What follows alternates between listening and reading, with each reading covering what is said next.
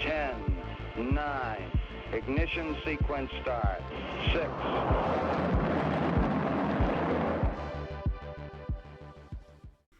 Hello, and welcome to Rocket Fuel, your daily update of everything that's happening in the Rocket Pool community. My name is Whack Attack. Today is February 10th. Yeah, that's right. And it's Happy All-Time High Day! Woohoo! Okay, it's yeah, I'm really happy. I'm really happy. So, let's get started. I'm not going to talk about the all-time high first because I want to kind of like contextualize that. So in yesterday's episode, we talked about how the SEC was, there were rumors going around about how the SEC was starting to clamp down on retail staking in the US, and the impact of that was there were signs of it being bullish for Rocket Pool, right? Like there was some good price pumps, there was stuff happening, but we didn't hit an all-time high. So there wasn't that celebration going into yesterday's episode. So let's kind of take a step back and talk about the fallout of what the SEC was saying and what some of the rumors were going around. So here we have this tweet from DB, Tia10K. I think he works for CoinDesk. He says, Kraken agreed to shut down staking service in SEC settlement from CoinDesk. So there's a link to the CoinDesk, and it says that Kraken is shutting down this service because of SEC action. If we have a quick look, it says the SEC is meeting in the closed door session on Thursday. Kraken has agreed to shut down its cryptocurrency staking operations to settle charges with the US Securities and Exchange Commission, SEC, according to an industry source briefed on the matter. So, yeah, Kraken was shutting down. So a lot of people thought this was the beginning of a wider clampdown on staking, and that Coinbase were next, and other the services that are offering staking in the US were going to get impacted by this. So once that news came out, Gary Gensler released this video. What does stake have to do with our securities laws? That's S-T-A-K-E, not S-T-E-A-K. Okay, so he's super cringe, and I'm sorry that I shared his face with you, but he was just talking about staking and some of the issues with staking. However, there is some point. Mamboson says that he has a point on his staking, disclosing and what exactly happens with funds. So there are real issues with some of the staking services, and the disclosure episode, especially this disclosure aspect of it, especially is important, but I think there's more nuance that has to go into it, and the fact that it's Gary Gensler is it's not pleasant to watch that video. So I didn't watch all of it. Anyway, so we got this tweet from Nefteris. He says the commissioner of SEC Gov dissents from the Kraken FX enforcement action. Fundamental question is whether SEC registration would have been possible. Using enforcement actions to tell people what the law is an emerging industry is not an efficient or fair way of regulating. So Hester Pierce, as you know, is quite pro crypto in a lot of ways, and she says today the SEC shut down Kraken's staking program and counter it as a win for investors. I disagree and therefore dissent. So there's some highlighted quotes here. Fundamental question is whether the SEC registration would have been possible. Crypto-related offerings are not making it through the SEC's registration pipeline. Instead of taking the path of thinking through staking programs and issuing guidance, we again choose to speak through an enforcement action. Using enforcement actions to tell people what the law is an emerging industry is not an efficient or fair way of regulating. So, that's really strong language used by Hester Pierce, who was dissenting from the SEC's actions and made that public. So that's really cool. Tom Emmer, who's another eminent politician in the US, said, to be clear, staking enables more people to participate in building the next generation of the internet. Gary Gensler's regulatory purgatory strategy hurts everyday Americans the most, leaving them in the dust while these opportunities are accessible offshore. So Americans are the ones who are getting hurt, not foreign citizens who can get ahead basically by being able to partake in this industry in a way that Americans can't. So we got some more information from Meet here about the SEC's complaint against Kraken, and it seems like there was some interesting details. It wasn't just straight up staking bad. There was a lot more nuance to it, and the Meet here, you should read this whole thread, it's really good.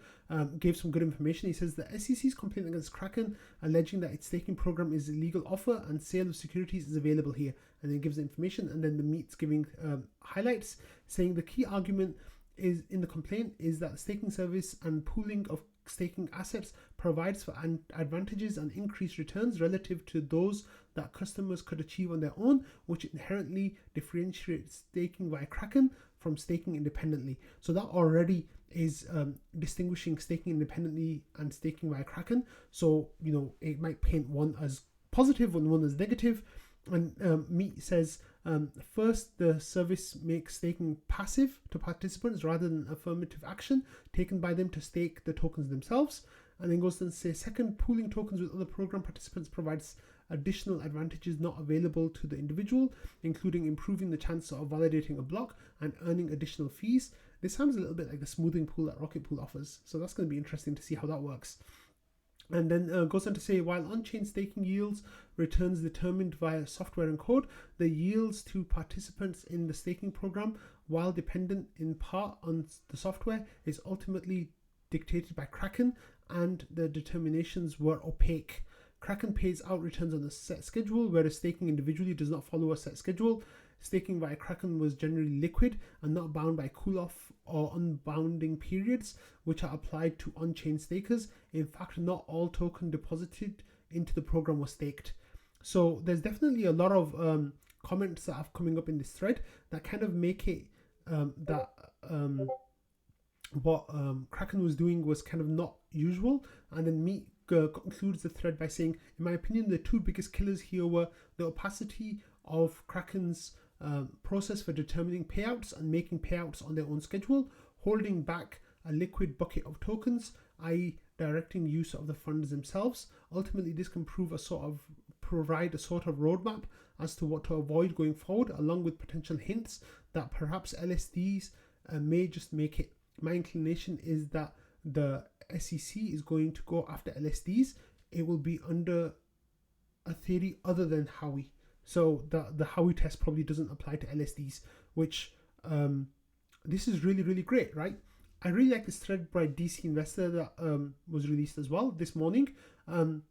After some of the information kind of cooled down, he says, in my opinion, custodial staking providers should, 1, not promise a fixed APY for variable activity, 2, either pay you a fee to use your tokens to stake or ask for a portion of what they earn with them, 3, provide on-chain audits of funds activity, including what they earn via your tokens. I don't agree with Gensler exactly, but as long as US staking providers promise APY or yield, it's kind of a self-own.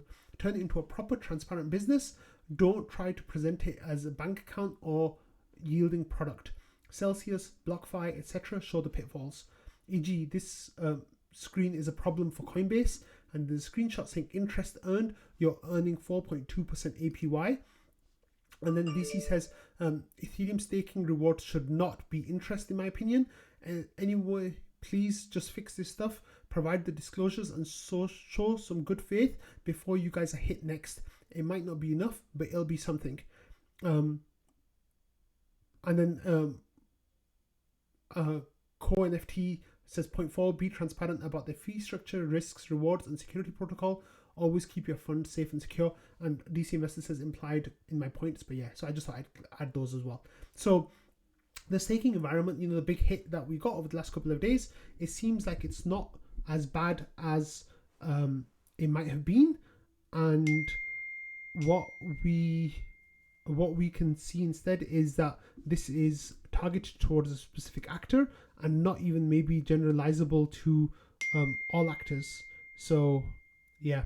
And Whisker said the problem is people are looking at this and thinking ETH staking, but it was the other instant unlock DPoS coins that Kraken was keeping for some of for liquidity. So it seems like it's not just ETH staking as well that was being targeted here, but staking in other areas as well.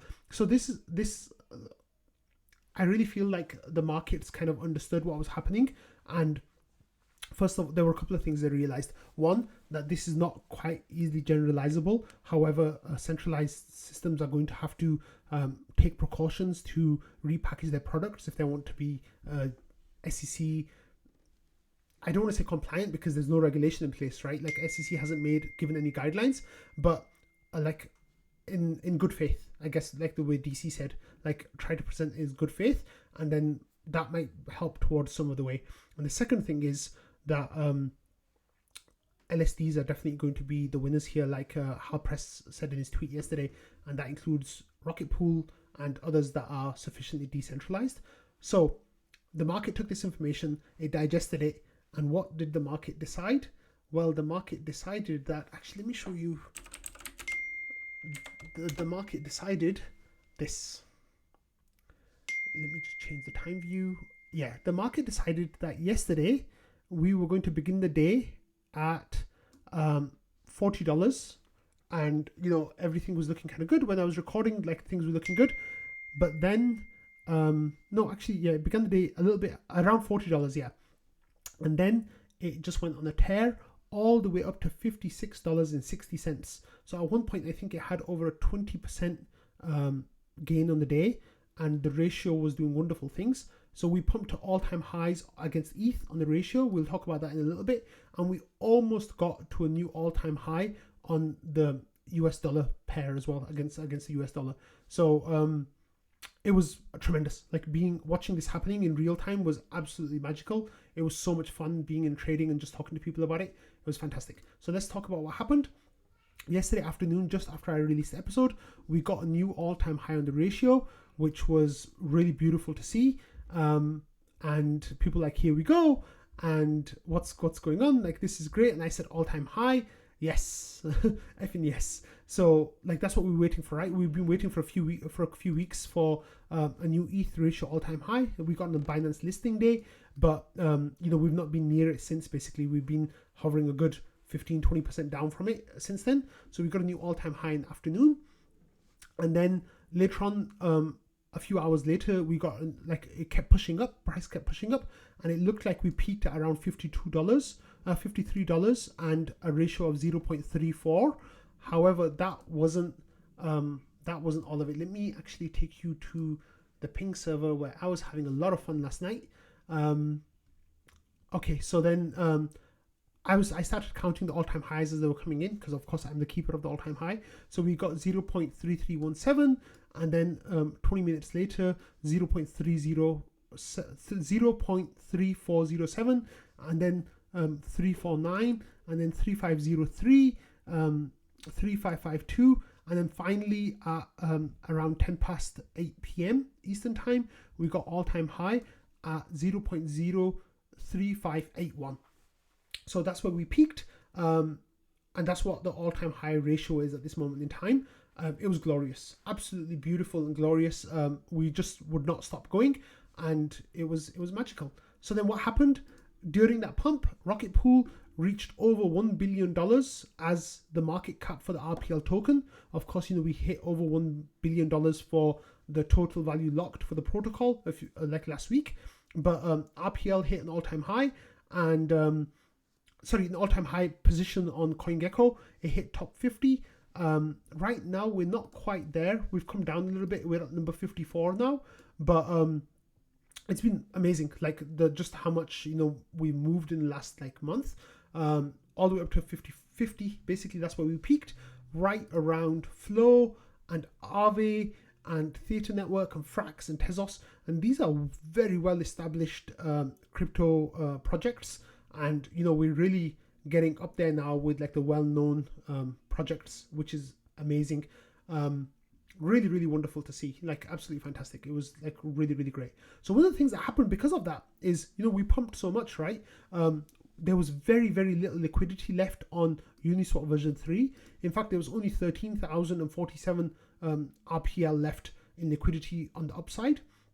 So a lot of people, like myself included, were talking about how we need more liquidity. This is not good because we are going to get into a really bad state. One of the really fascinating things that happened was not a single node operator was below 10%. 63 of them were at 20%. But look at this, the number 492 nodes were above 150%. So that is absolutely amazing. So the 50th percentile was 55% collateral, 75th percentile was 145% collateral, 90th and 99th percentiles were 150% collateral. It's just completely skewed all the way up there. So we talked about the griefer a couple of days ago. So the griefer, the exploiter, locked 450 or so nodes for being able to withdraw the RPL and sell. In part, I think this run might be contributed to that. Just give me 1 second.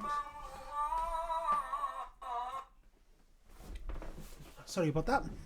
Yeah, so the griefer blocked about 450 nodes from being able to release their RPL and sell their excess RPL right from their nodes. Right now, personally, I have a big chunk of RPL that is inefficient on my nodes, and I can't withdraw it and sell it.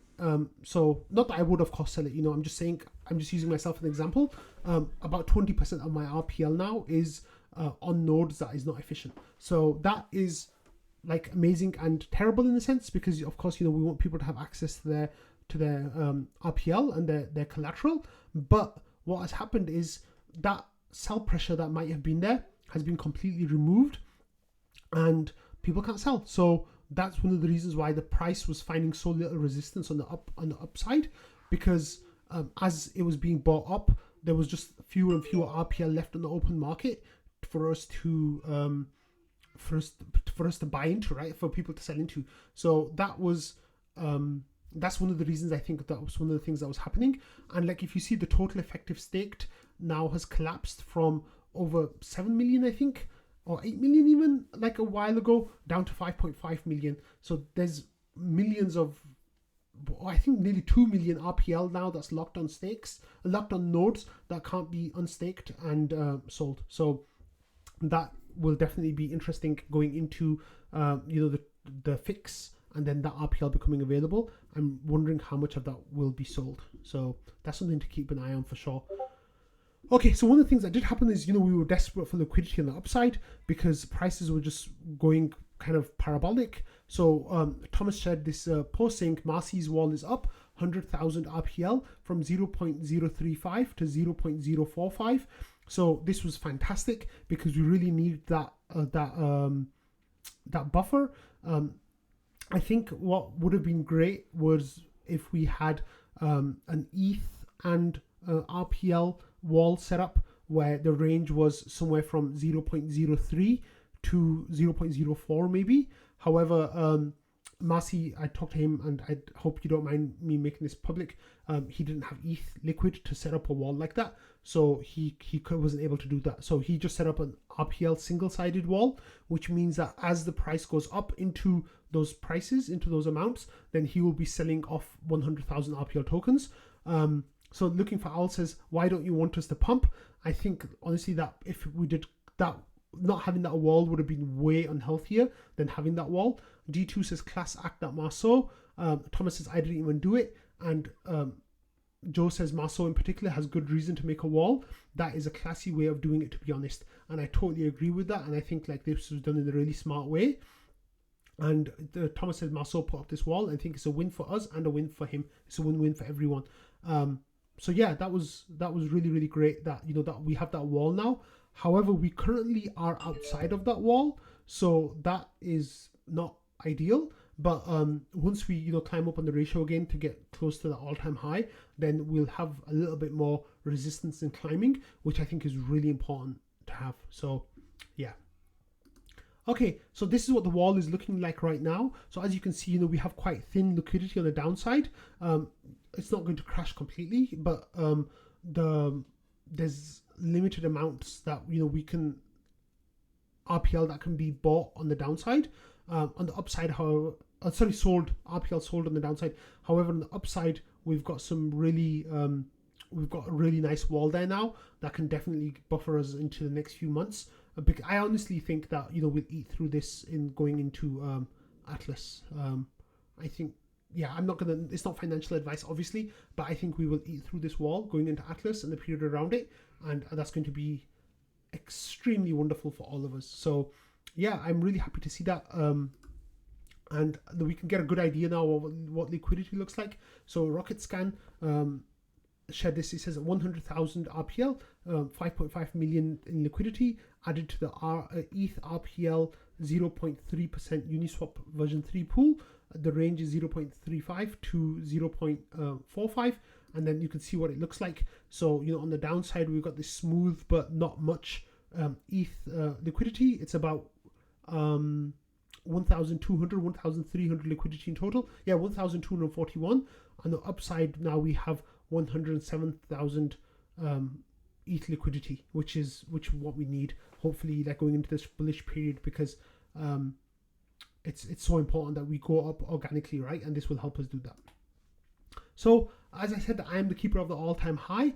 Vaka did this really, really cool thing where he made a bot.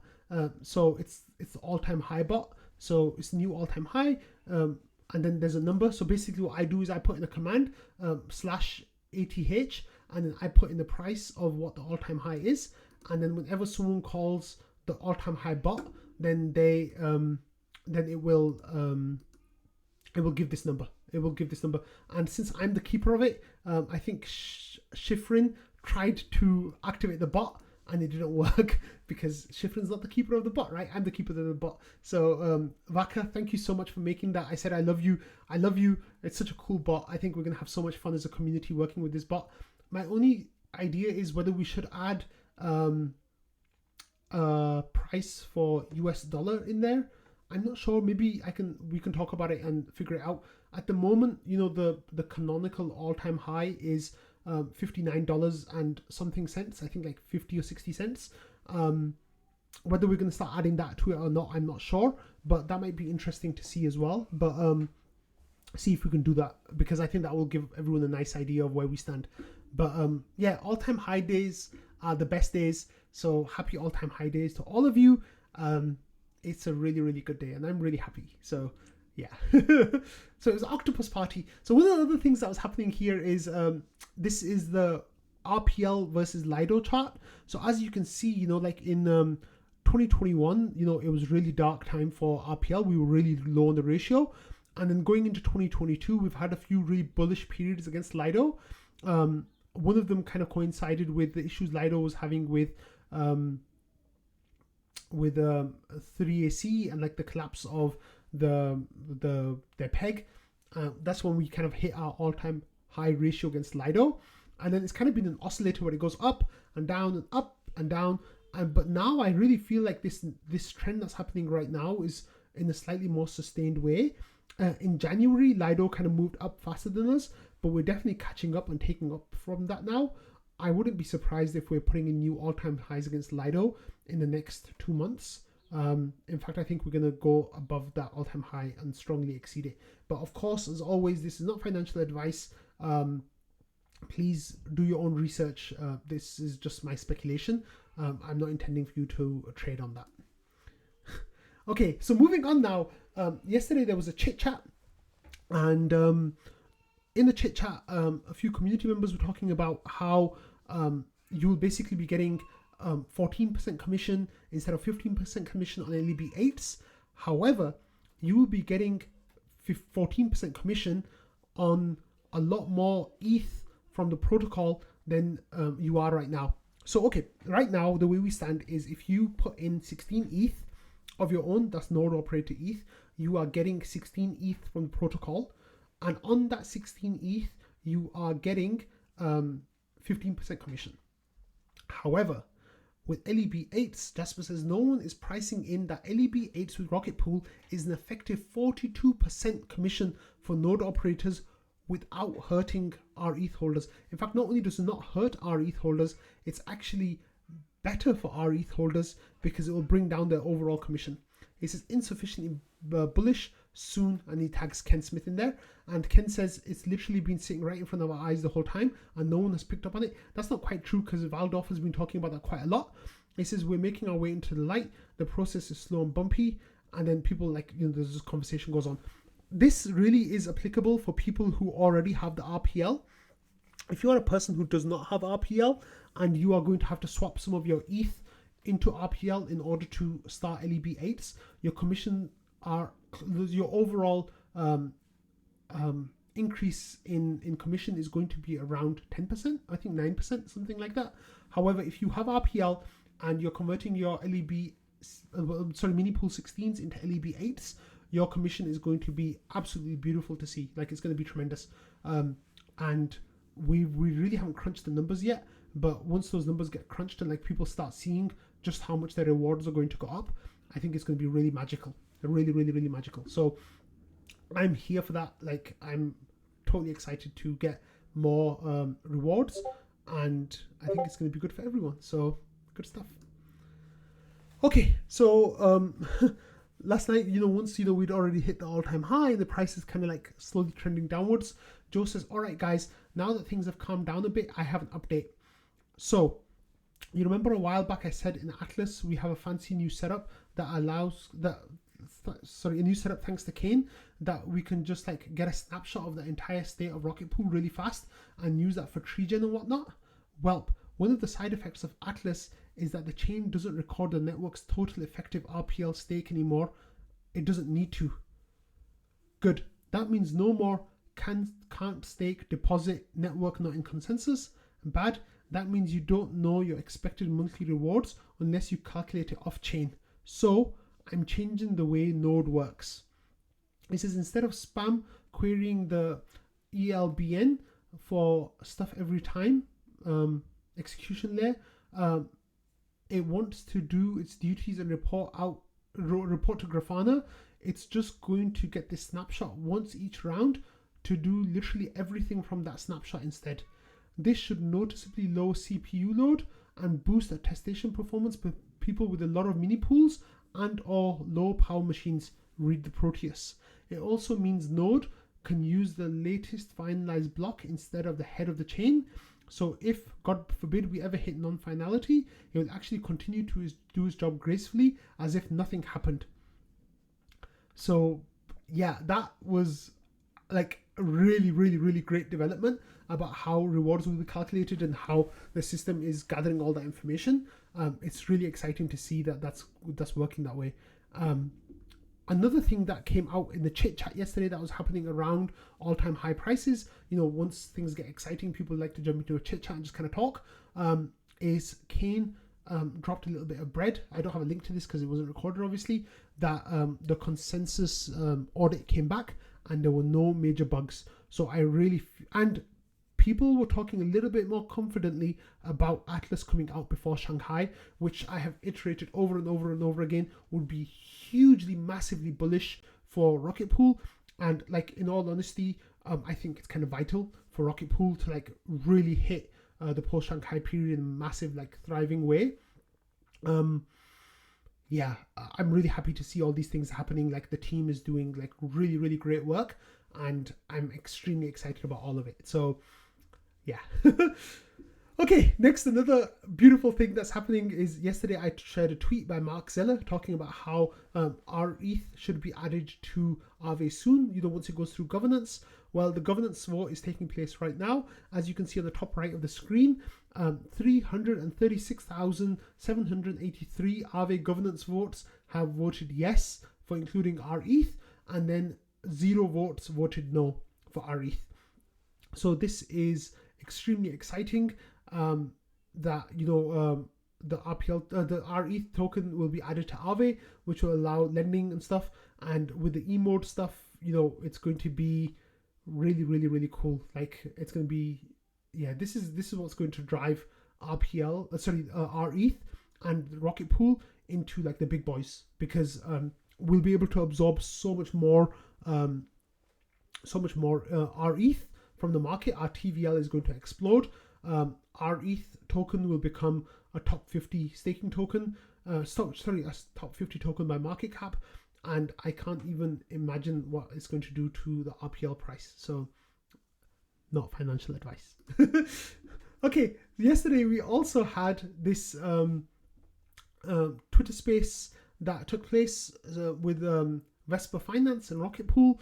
I should say that sadly not many of us were listening to the space because it was happening at the same time that price action was doing beautiful, wonderful things. So thankfully I had Trevor N, who did really great work in kind of getting that summarized for me, and gave a little update of what happened. So he said, wait, let me see. Sorry, let me get to the right piece of information so I can tell you all what happened in that call. Was it Trevor N? Yeah, Trevor N. So he says, Vesper offers an algorithmic DeFi lending strategy in the form of Vesper Grow pools. They have VSP tokens for governance and rewards from providing liquidity. Maverick was on the call. The highlight of the call was between 18 minutes and about 23 minutes. Vesper Finance's Green Jeff's explanation of Vesper and how they're integrating our ETH. So it's an hour-long discussion from Vesper and Maverick from Rocket Pool. Yeah, give that a listen.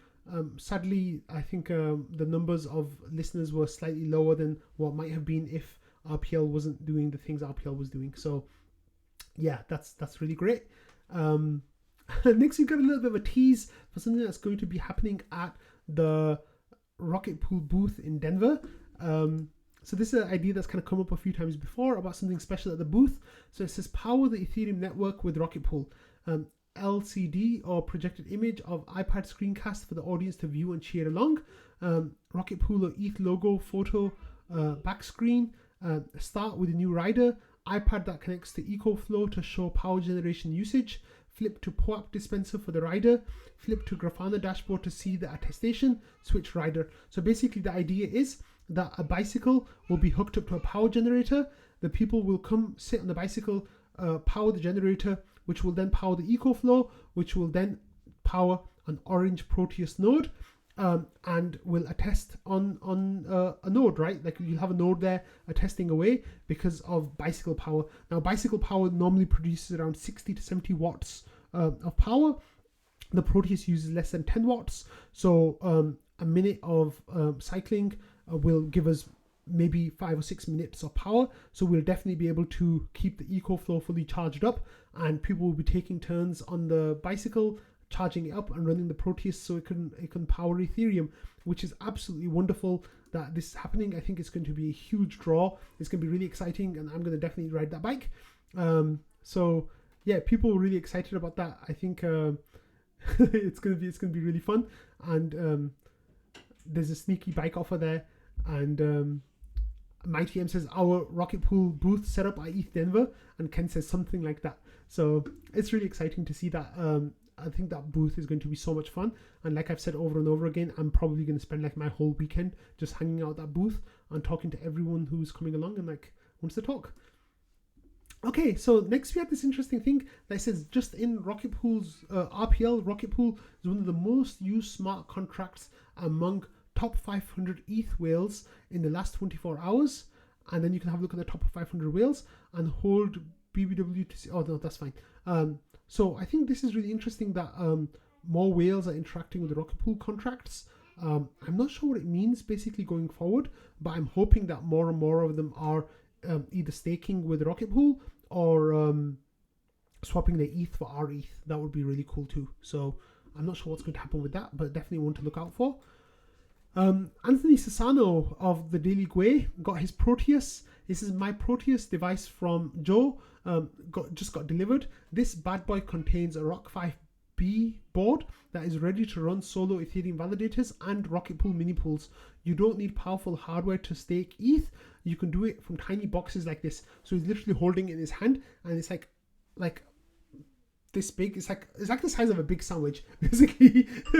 It's amazing. Like, it's really, really great. The Proteus, like, it's a device that I've been championing from day one. And I absolutely love what Joe is doing with this, and I love that so many cool people are getting it now and starting to use it. It's really good. And yeah, people were saying like it's not the hardware that's the problem, it's the financial burden. And then Sassano replies by saying LEB 8s are coming and it's going to make it even easier. And of course, hopefully by the end of the year, we'll have LEB 4s, which I am super excited about. I'm starting to come around to the school of thought that maybe we shouldn't go to LEB2s. However, I'm still yet to be fully convinced, because LEB2s are kind of like the dream for me. But I'm really excited about this. I think it's going to be really, really wonderful that so many people are going to be staking on Protei and then using LEBs to really like make accessible to even more people.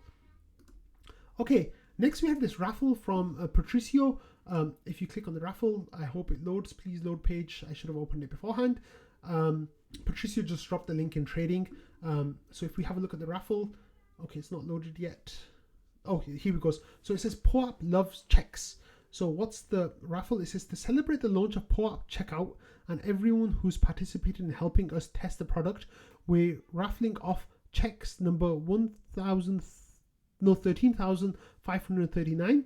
If you've stopped by the POAP booth or had fun with checkout lately, you've got a nice shot at this lovely check. So what is a check? Excuse me. A check is an NFT. This particular NFT check, number 13,539, it last sold for just under 3 ETH, 2.75 ETH, I think.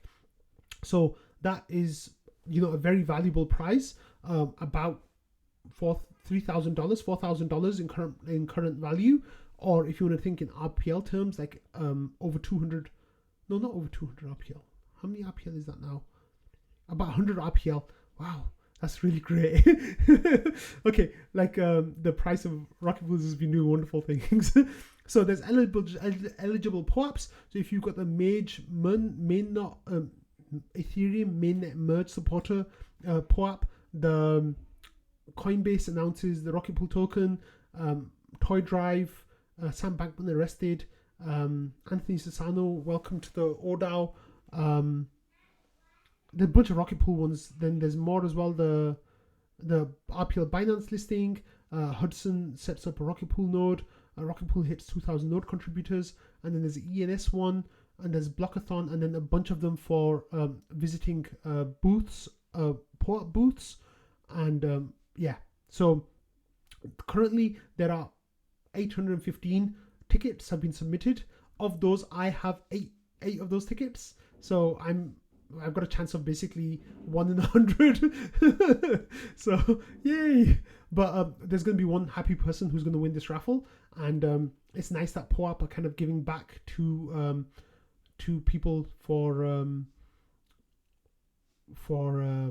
taking part in POAP checkout. So that's wonderful. Thanks, Patricio, for doing that. Okay, and the last thing I want to finish this episode on is something that I'm so happy that we've got here today. This was developed by lucilinburhuc. I need to learn how to pronounce that because I'm so happy with this person. Actually, let me take a step back. So if you go to trading, and under trading, there is of course the rocket fuel thread that people like kind of talk about rocket fuel. That's where the discussions happen. But we've taken away discussion from rocket fuel. Submissions from the rocket fuel thread and made a new thread called rocket fuel submissions. So if you want a sneak peek of what's going to be in the next episode, this is the place for you to stop by and have a look. It basically condenses the best of trading and rocket pool and puts it in here. So this is rplmaxi.eth has made this thread. So let me take another step back now. So if you go into this thread, if you go right into the beginning, if you go into the rocket fuel thread and go here, a few weeks ago, I made a post about how I need help and how I'm willing to give people money for contributing to rocket fuel and for helping me find links, and I'm going to set prizes, and the prizes are going to be like really valuable, worth hundreds of dollars. So in that time since then, we needed a way to figure out who to give the prizes to, right? So we realized that as people were submitting links to the submission thread, I was using some links and not using some links. So we came up with a system where every time I used a link in the episode, I would react with a whack emoji, and then we'd gather a list of who had submitted how much, and then they'd get rewarded for that basically. So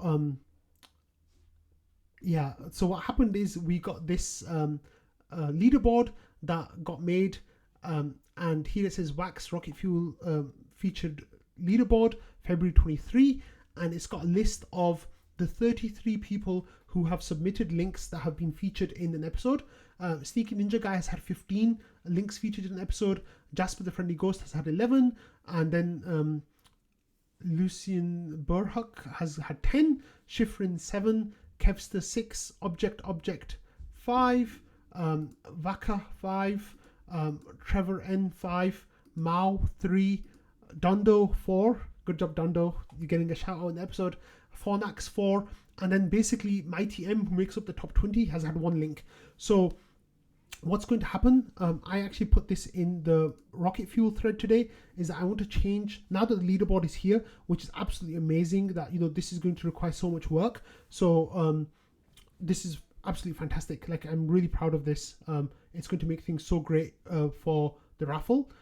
I made a post today in the Rocket Fuel thread saying I want to make, so I said I'm showing this really cool thing during Rocket Fuel today, which is what I'm talking about right now, about leaderboard for submissions. But I think I want to change the prizes again. So what I've seen here is that the top 3 prizes, the top 3 submitters have submitted a lot more than the longer tail of submitters, right? You know, Sneaky, Jasper, and Lucilin have got 15, 11, and 10 links, which is absolutely fantastic. So I thought that what I do instead, I would make an automatic prize for the top 3 people. So if you are one of the top 3 submitters, you get an automatic prize of $100. And then for the people from number 4 to number 20, which is 17 people, there would be 5 prizes of $100. So their odds now are slightly less, because the top 3 prizes are going to the top 3 contributors, but I feel like the top 3 contributors should be rewarded slightly better, basically have a higher chance of winning than the rest of them. So the comment I made was, what do you think about this? Do you agree with this or disagree with this? If you disagree, then please explain why. And we had Object and Trevor N both agreed with this. Object says it seems fair, but everyone in the top 20 who hasn't won should have a chance for the 2 everyone else prizes too. So this was the point I was going to make. Basically make the last raffle open to everyone, but ignores winners who've already received a prize. And that is absolutely right and absolutely correct, and I totally agree with that. So the way that it will work will be the top 3 people will automatically get prizes. The next 17 will be open in a special raffle, which will give them access to one of 5 prizes, and then the final 2 prizes of $100 each, so $200 in total, will be open for everyone who submitted. So right now they've been 33 submissions. The odds of getting a prize are really, really good. So I really honestly feel like it's in everyone's best interest to contribute to this, because you're going to be getting $100 maybe for, if you submit 3 links, or basically 4 links. Right now it looks like you'll get into the top 20, and I think that's a really good place to be for getting a prize. So thank you everyone who has submitted links. We're gonna share this in the channel, and maybe Vaka, if you make a bot for a leaderboard, then it can just show this spreadsheet. I think that would be really fantastic, because that way everyone can see where they stand, and I think that would be really good. So please give me feedback about the voting process for the contributors, the raffle process for the contributors, and how the prizes are allocated. I made a decision to give $1,000 in prizes every month. That might change going up and down depending on how things go over the next few months, but I'm pretty sure that I don't want the value of the price to go down. As RPL price goes up, and if my grant becomes more valuable, then I'd like to share a bigger share of that with the people who make Rocket Fuel possible now. And yeah, like that would be amazing. One of the other things is everyone who contributes will get the POAP. So I'm really happy that you guys will get those POAPs. So we'll make it happen. We'll make it work. I think it's going to be really good for everyone. But I just wanted to give a shout out to all of the 33 people on this list. Rocket Fuel right now, honestly, I don't think would be possible without all of you all's help. And it's so touching to me that, you know, there's all these people stepping up and helping and doing really, really cool things without, you know, the promise of any financial remuneration or anything like that. I know that it's nice incentive, but I think a whole bunch of these people would be helping out even if there wasn't a financial incentive involved. So thank you all from the bottom of my heart. Like, truly, I honestly, truly mean this, that Rocket Fuel would not be possible if it wasn't for all of you all contributing and helping, because the job has just gotten way too big for me recently. There's just too much happening in the community, and I literally was drowning in content.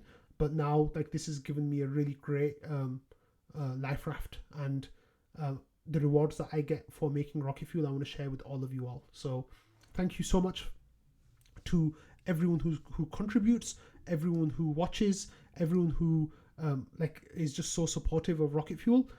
You truly bring me so much joy. I swear I was like beaming today when this spreadsheet was shared with me, and I like understood what was going on with it. It was wonderful. So thank you so much for everyone, and I hope you all have a great weekend.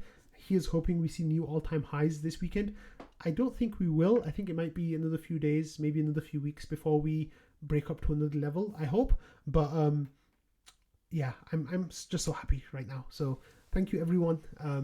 I hope you all have a wonderful weekend, and I will see you all on Monday. Bye.